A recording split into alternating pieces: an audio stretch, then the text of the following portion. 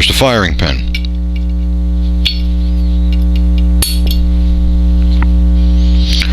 The next part is the extractor, taking the extractor out. Now, to take the extractor out, you need a very small punch, which I keep on having floating around here. You want to get a punch that's about the same diameter as the hole.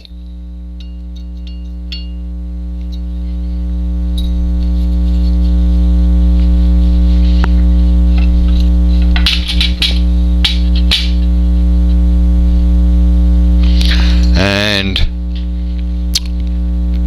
we're going to do this from the inside of the frame first.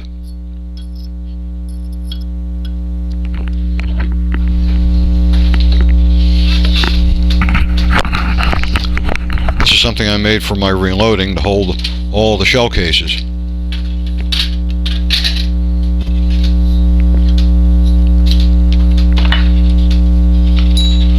I know this, I'll be able to get it with this now.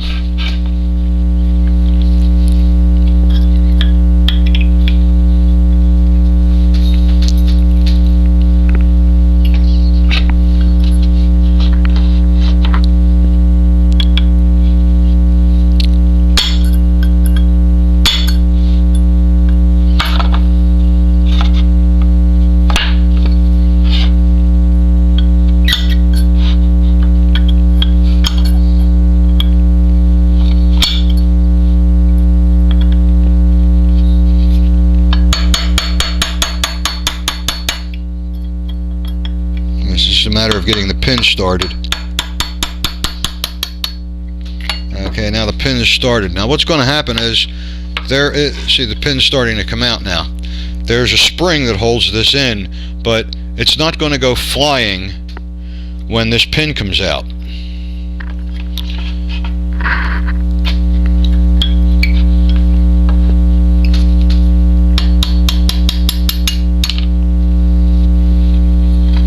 And actually, I have the punch holding the extractor in there. Let me get this pin out of the hole. And I want to remember which way it came out so it goes back in the same way, and it looks like it's the same diameter on both sides. Okay, so as I pull this punch out, I'm going to push the extractor down on this end and pull the punch out, and then the extractor just lifts right out, and there's the spring holding it in. And again, you know, this spring is not going to come flying out. So now we're going to put it back in.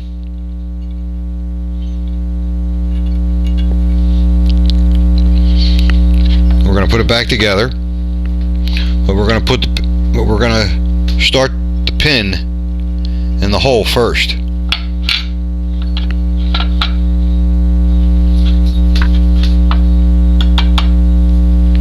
Okay, it's just a little too far.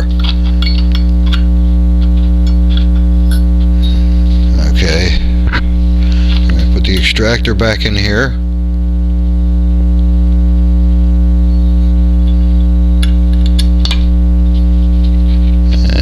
Stand the gun up now, and you're going to take your thumb and just push in on this side.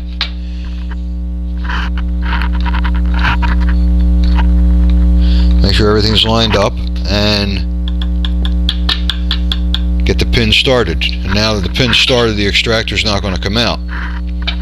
Now we're going to use the punch again very carefully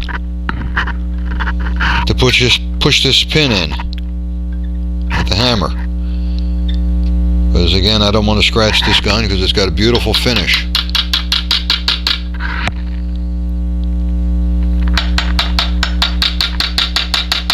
Now when you seat the pin, you want to make sure that, if you can see this, it's got to come in a little bit deeper. You don't want it to come past the rail here. Okay, and if you can see it, it's not really past the rail yet, so I want to seat it in a little deeper.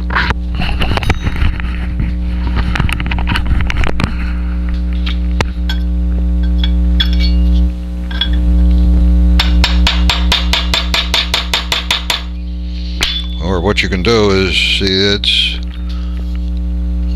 and to me that looks pretty good. It's recessed down inside here, and it's not in the way of the rail. Okay, so now we have everything put back together. Now we're going to reassemble the gun. Take this, get it out of the way.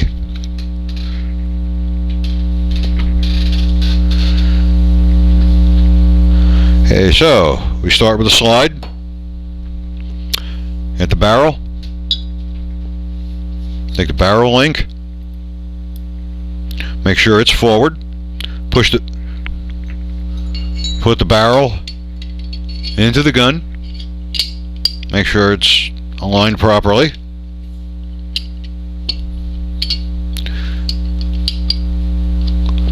And we're going to set the guide rod on here. And then we're going to assemble the slide to the frame. And we're going to do this again upside down. And line up the rails.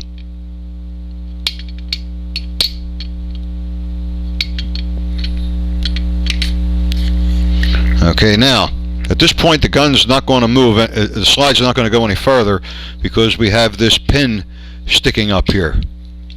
So what we're going to do is pull the slide forward a little bit, let that come down so we can get the slide past it, and get the slide past it, cock the hammer,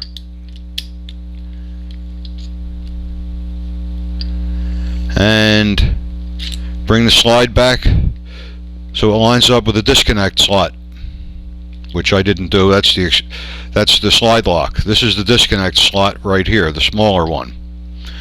And we take the slide release pin, make sure that the barrel link is lined up, which it's not. Okay, make sure that's lined up. Put this pin in, and this is where you have to watch out for the idiot mark. And you want to take and push this in with your thumb, with both thumbs, and push up at the same time, and it snaps right in. Okay, we'll now release, take the safety, or we'll now let the hammer go forward, or let the slide forward, put the safety on, put the barrel bushing on. We're going to put it to the right side first, and then slide it over to the left.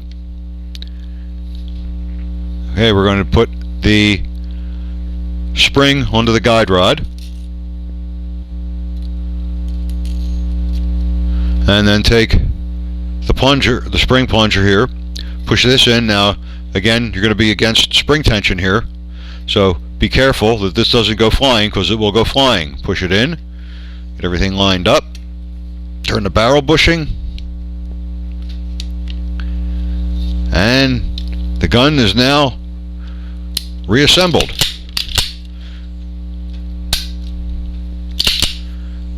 And now we're going to do a safety check, make sure that everything is working properly. We're going to cock the hammer. Okay, without holding the grip safety in, we're going to pull the trigger.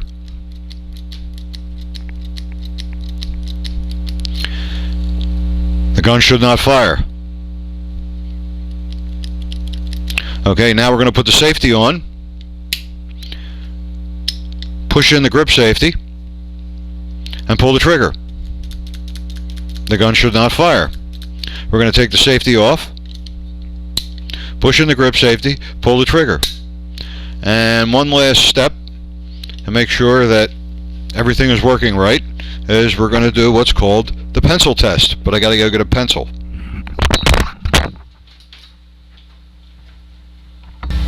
Okay, I got a pencil. Put that one back on. Okay, I got a pencil. Okay, what we're going to do is we're going to cock the hammer, put the pencil down the barrel, and we're going to hold this thing here, and I'm going to pull the trigger, and if it's going to fire, this pencil is going to come shooting out. Watch. See that?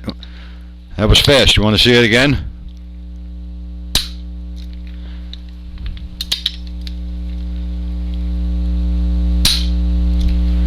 So now we know the gun is working correctly, it's functioning properly, and all I have to do now is put the grips back on, and we're done. I hope this was very helpful to everyone, and thank you for watching.